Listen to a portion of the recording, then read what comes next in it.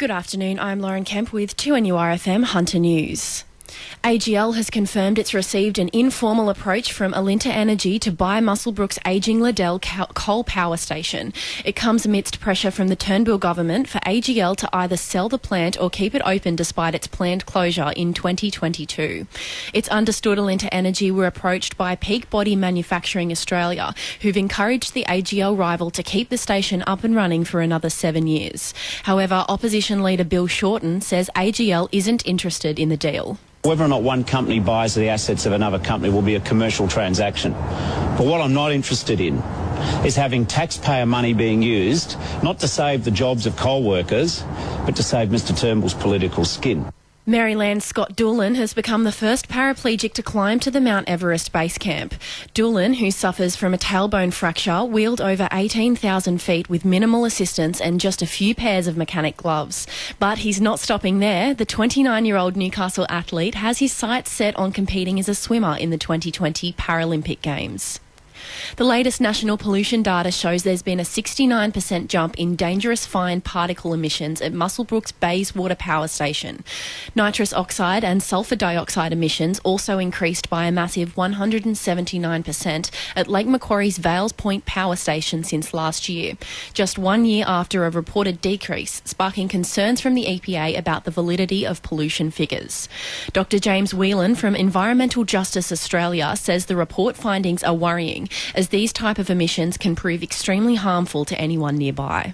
Air pollution kills more than 3,000 Australians prematurely each year. A lot of the health effects are from the fine particles that primarily come from coal-fired power stations, but sulphur dioxide and oxides of nitrogen have quite acute and short-term respiratory impacts. They can cause asthma attacks, hospital admissions, inflamed eyes and throats.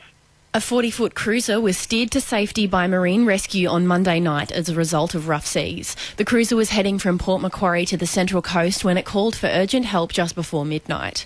Unit Commander for Marine Rescue Newcastle, Ron Coleman, says boaters should be aware of weather conditions and logging on with Marine Rescue to increase their safety. Mainly, I think that weather conditions, they should have that in mind prior to leaving and departing to the destination. I think that's important. And the main thing I see on the agenda when they're travelling is log on, because this vessel did log on and he called for help through our radio plus their Triple O.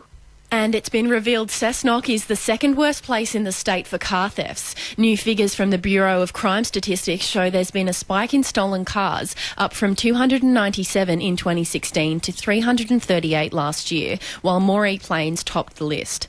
Hunter Valley Police launched Operation Carjack last month to target known offenders and car dumping hotspots in the Cessnock area.